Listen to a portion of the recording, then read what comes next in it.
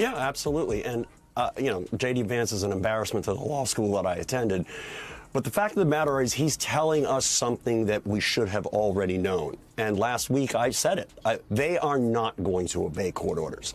They have decided that they are going to push the boundaries on executive power by basically infringing on the Article 1 power of Congress. George Conway just unleashed a savage takedown on J.D. Vance and Donald Trump. And trust me, it's an absolute train wreck you don't want to miss. He's not just throwing shade, he's backing it up with receipts and handing them out like candy on Halloween. J.D. Vance gets completely exposed. And as for Trump, let's just say George isn't holding anything back. It's a brutal, hilarious, and jaw-dropping roast that only gets worse for them as it goes on. Buckle up. This one's going to sting. Donald Trump, we know, is basically a matrushka doll? How do you say that? Of lies and mendacity. Basically, he'll lie, then he'll lie about lying, then he'll lie about lying about lying, and then he'll lie about lying about lying about lying. And that's what he does all the time. And that's what he's doing here. George Conway didn't just expose J.D. Vance and Donald Trump, he turned them into punchlines so brutal even their own supporters had to double-check if they were still standing on solid ground. Vance, the man who somehow convinced an entire state to send him to the Senate, now has a reputation about as sturdy as a sandcastle in a hurricane. The only recourse is to go out on the streets and march. That is the only recourse.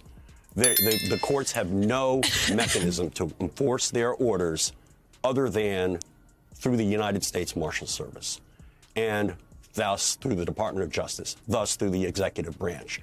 The reason why we obey court orders is because the executive branch complies with court orders. If the executive branch does not comply with court orders and makes a point of saying that we will not comply with court orders, the rule of law, as far as the federal government is concerned, is over.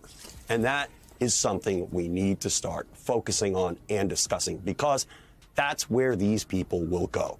First, let's talk about J.D. Vance. This is a guy who calls himself an intellectual, yet somehow convinced the people of Ohio that writing a book about hillbillies made him an expert in governing. When it comes to political depth, Vance has about as much as a kiddie pool. On serious policy matters, he's about as qualified as someone who skims a Wikipedia page for 30 seconds before launching a podcast. He's the kind of politician who speaks in polished sound bites that seem smarter than they really are, until you actually listen. There is no logical stopping point for them. And this is, the only recourse will be for people to get out and say, we want the rule of law. We want a government that obeys the law. And that's going to require people to go out on the streets, because there is no other alternative. He's the embodiment of empty rhetoric, the kind of guy who tries to sound profound while desperately hoping no one notices he doesn't actually know what he's talking about. You could listen to him for hours and still have no clue where he actually stands, because the only thing J.D. Vance seems to truly believe in is being as bland and non-committal as possible, just to avoid offending anyone. Well, anyone except the people who might actually expect him to take a real stand on issues that matter. So you went to law school, the same law school as J.D. Vance. What do you think he learned there that prepped him for what happened last night? I think that what he might have gotten out of Yale Law School would be just sort of trying to be ethereal. I think that's what a lot of people get out of Yale Law School. It's an odd place to go to law school, because a lot of people end up not being lawyers, and they end up just doing something else, and they end up not really focusing on the law very much. But if you want to learn law, you can actually learn it there, because there's just a thing. And I don't think there's enough practical advocacy training there, or maybe, again, it's been 40 years since And then there's Donald Trump, the living, breathing embodiment of a bad reality television show. For a man who prides himself on being a winner, he manages to lose more often than a toddler playing chess against a grandmaster. Honestly, it's almost impressive how consistently wrong Trump has been about just about everything. His grasp of politics is about as deep as a puddle, and every time he opens his mouth, it's like watching a toddler try to explain quantum physics. Entertaining, sure, but also deeply concerning that anyone ever took him seriously in the first place. There was a bipartisan immigration bill that was going to try to fix some of this stuff. And Trump didn't want to fix it. He made the House vote against it because he doesn't want a rational system. He wanted the system to fail. And they don't want law. If you're enjoying this, make sure to subscribe, because it only gets better. George Conway, with the precision of a surgeon and the grace of a bull in a china shop, has been absolutely taking Vance and Trump to task. It's like watching a grown man roast a couple of over-caffeinated toddlers who somehow managed to steal a political platform. Conway's ability to slice through their absurdities is nothing short of a masterclass in political snark. While Vance and Trump stumble through a world they barely seem to understand, Conway calmly steps forward, peeling back their inconsistencies like paper-thin lies held together by hope, desperation, and a complete lack of self-awareness. When it comes to Trump, Conway isn't pulling any punches. He calls out the ridiculous flip-flopping, the endless stream of half-baked promises, and the jaw-dropping ignorance Trump so proudly flaunts. But it's J.D. Vance who really feels the full force of Conway's blistering critique.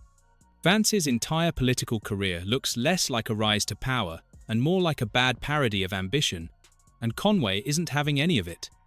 He can't help himself but emotionally react to things. One of the things that he's a narcissistic sociopath. That's the thing everyone has to kind of get used to. It's the reason why you cannot normalize him. You cannot treat him like a normal human being, because he's not. He is unwell. And that's why he can't follow. He's not going to be able to follow his lawyer's directions. That's why, he played right into the plaintiff's hands in the E. Jean Carroll case. They're trying to show basically he's a jerk. And what does he do? He acts like a jerk right in front of the jury. He shows disrespect for the jury. And, the fact of the matter is he's saying, none of this ever happened. Well, okay, where's your testimony? Conway doesn't just call out Vance's blatant pandering, he highlights Vance's bizarre obsession with cozying up to the most ludicrous corners of the Republican Party and his desperate need for attention. The best part? Conway does it all with a cool, collected tone, like he's casually pointing out the flaws in a toddler's drawing of a horse. It's effortless, it's cutting, and it's absolutely hilarious. Watching Conway dismantle Vance and Trump is like watching a stand-up comedian at the top of his game, except instead of punchlines, he's dropping slow-motion truth bombs. The only real tragedy is that Vance and Trump have no idea they're the punchline. Trump's whole political persona hinges on the fantasy that he's some kind of self-made genius, when in reality he's about as self-made as a pre-packaged gas station sandwich. The man has never worked an honest day in his life, unless you count dodging taxes and running multiple businesses into the ground as hard work. And yet, somehow, there are still people who look at him and say, "Yep, that's the man we need to lead this country." It's like watching someone walk straight into a burning building and proudly declare they're the only one qualified to put out the fire. I think everybody overthinks this guy. There's no strategy. There is no thought. And the brand is just him. He lives in this world where there's just him. Okay? But it's not just him, George. It's a hell of a lot of people out there who've gotten sucked up into this thing and that are perpetuating I agree with that brand. I'm talking about in his mind. Okay. None of us matter. Those people don't matter. They're not real people. He doesn't care what happens to them. Mm-hmm. If they show him adulation and they do what his bidding, that's good. If they don't do his bidding, he will destroy them. He will discard them. None of us, in his mind, okay, he's someone, as a man with no empathy, a man with no conscience, it's just him. Vance, on the other hand, is playing a different, and just as cynical, game. His entire political career has been built on the idea that he's somehow the voice of the working class, despite spending most of his life firmly planted in the upper echelons of society. It's like watching a guy with $1 million trust fund try to lecture you about the struggles of being poor. Vance's whole existence is a case study in how to pander to a demographic while staying completely out of touch with the realities of their lives.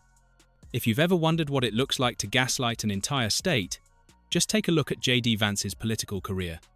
He has the audacity to pretend he understands the people of Ohio when, in reality, he's just another rich guy in a shiny suit, parroting opinions spoon-fed to him by billionaire donors. Conway's takedown of these two isn't just entertaining, it's a public service. It's a sharp reminder that the political circus isn't just about Trump and his merry band of enablers. It's about watching the emperor's new clothes get shredded by someone who isn't afraid to tell the truth, no matter how uncomfortable it makes people. Donald Trump, we know, is basically a matryoshka doll, how do you say that, of lies and mendacity. Basically, he'll lie, then he'll lie about lying, then he'll lie about lying about lying, and then he'll lie about lying about lying about lying. And that's what he does all the time. And that's what he's doing here.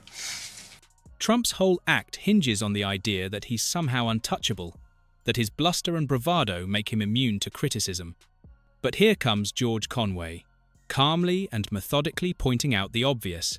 Trump's entire persona is a house of cards built on lies, half-truths, and more inflated egos than a Hollywood awards show.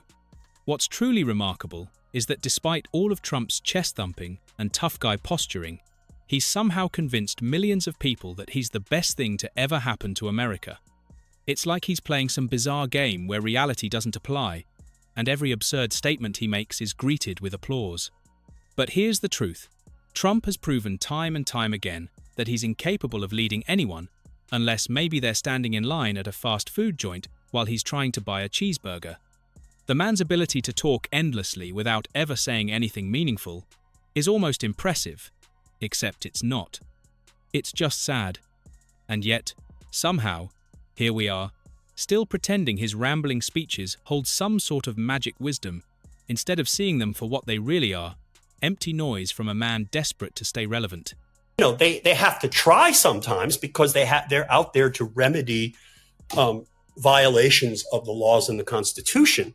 But at the end of the day, the courts you can't have 600 plus federal judges trying to run the federal government through litigation when the president is just refusing to do his job, and not only refusing to do his job, basically saying, F you to the duties that I have.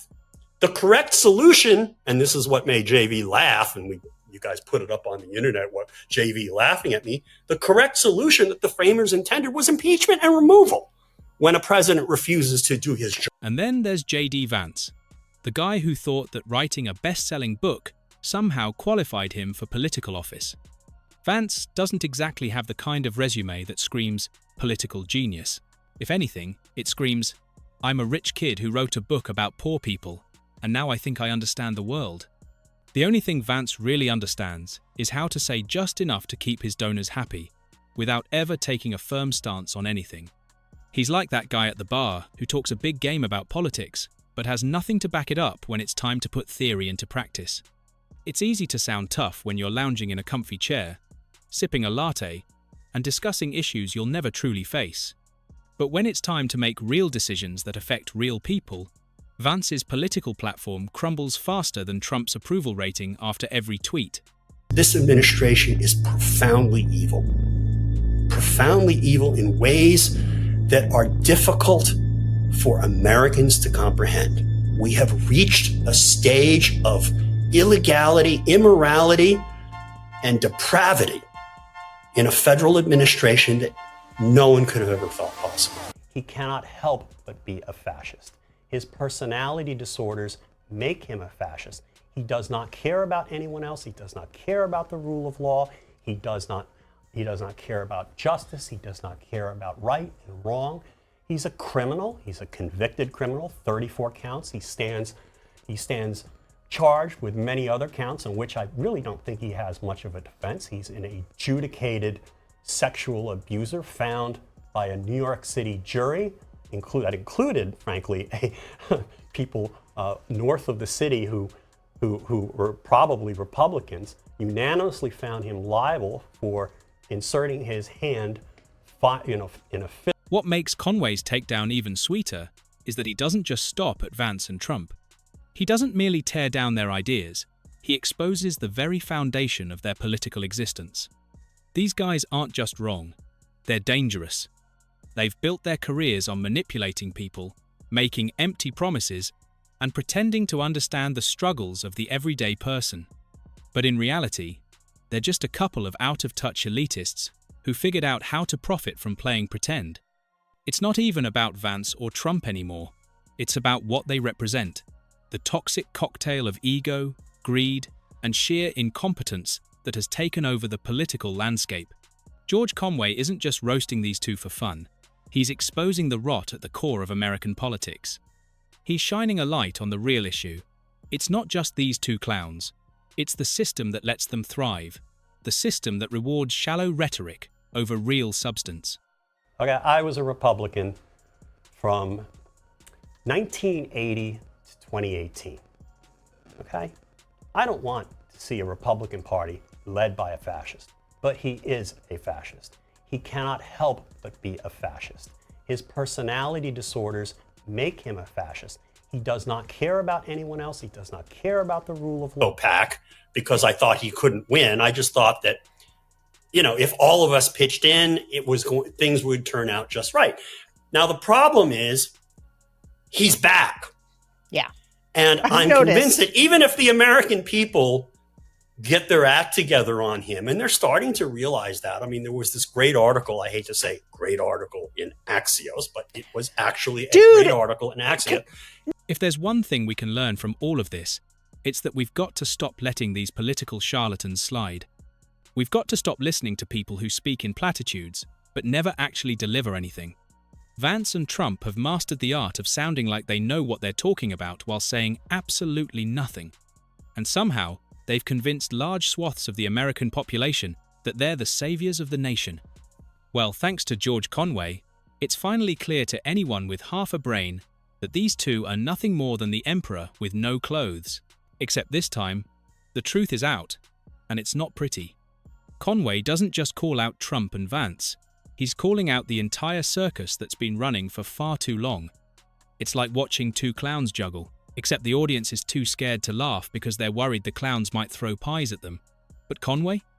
He's not afraid to stand up and say, "Hey, these clowns are a danger to the show and to the country." After Donald Trump won in 2016, your name was floated as someone who might work in his administration. You turned that down. And I was offered the job of head of the Civil Division of the Department of Justice. And I filled out all the forms. They ran my background check, and I was interviewing people who were going to work underneath me. I was sort of far along there. And then I just started having this queasy feeling like I don't really want to work in this administration, because what I saw was a shit show and a dumpster fire. And I just got to the point where I just couldn't do it. And so I didn't. And I was one of the best decisions I'd ever made. Okay, I admit I was wrong to support Donald Trump in 2016. I was horribly wrong. It was a horrible exercise in judgment. I knew better. I should have known better. They have to try sometimes because they're out there to remedy violations of the laws and the Constitution.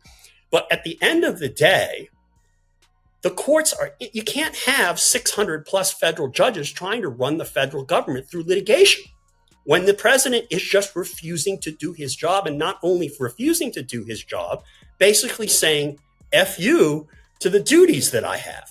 The correct solution, and this is what made JV laugh, and you guys put it up on the internet, what JV laughing at me, the correct solution that the framers intended was impeachment and removal when a president refuses to do his job. By exposing Trump and Vance for their incompetence and lack of integrity, George Conway is doing what so many of us wish we had the courage to do, calling out these political misfits for what they truly are.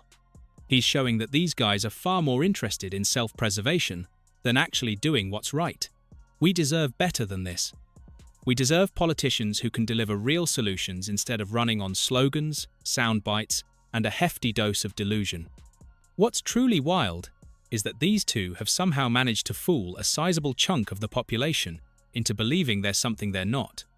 Vance, with his air of intellectual superiority, and Trump, with his reality television persona, have played the game long enough to convince people They're the solution to America's problems. But it's all smoke and mirrors. And Conway's unveiling of that truth is like pulling back the curtain on a magic trick gone wrong. Let's hope that the next time we see Vance or Trump strut around, it's because they finally realized they've been exposed for what they truly are. Just two men who got lucky enough to fool a few too many people for a little too long.